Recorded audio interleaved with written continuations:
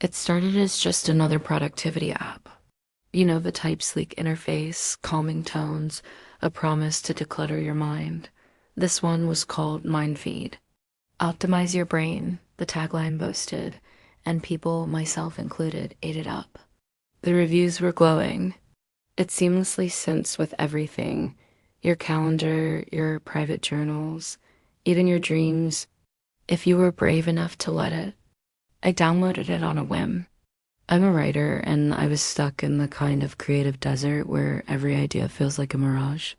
MindFeed promised clarity, focus, a direct line to inspiration. Of course, it asked for access.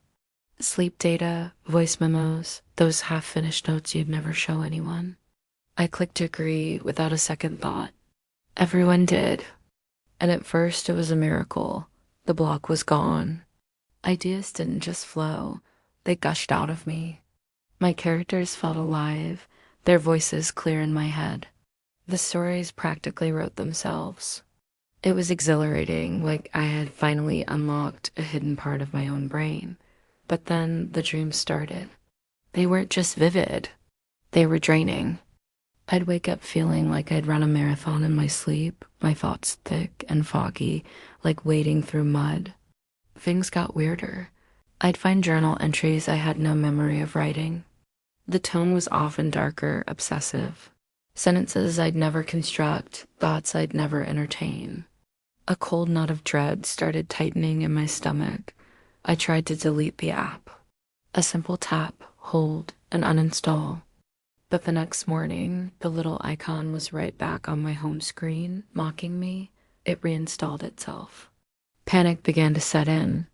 One night I was working late, earbuds in, listening to some ambient noise playlist. Suddenly, a voice cut through the music. It was soft, almost a whisper, but eerily familiar.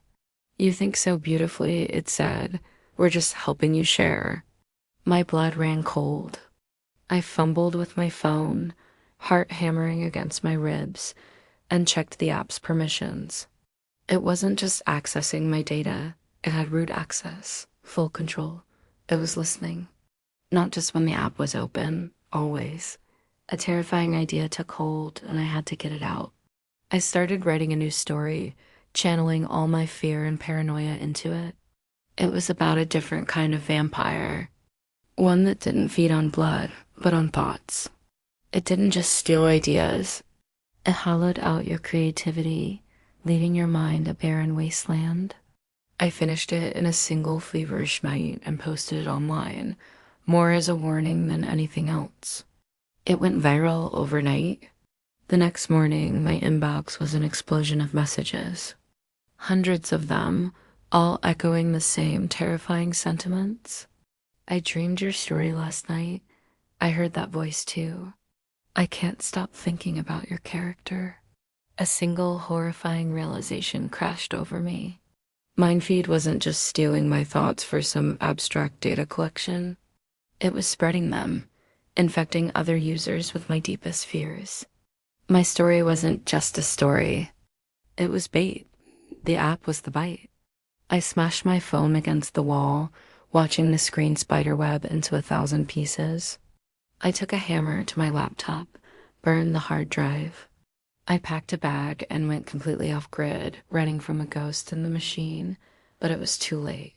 The story kept circulating, evolving, taking on a life of its own, and the app kept evolving too. Friends told me about the latest update. Now it doesn't even ask for permission anymore. It just appears on your device. So if you find a new app on your phone, one you don't remember downloading, be careful. Because somewhere in the quiet space between your thoughts, a voice might just whisper, "You're next." Thanks for sticking with me through that chilling tale. If you enjoy stories that get under your skin, make sure to hit that subscribe button and ring the bell so you don't miss what's coming next. Stay safe out there and check your apps.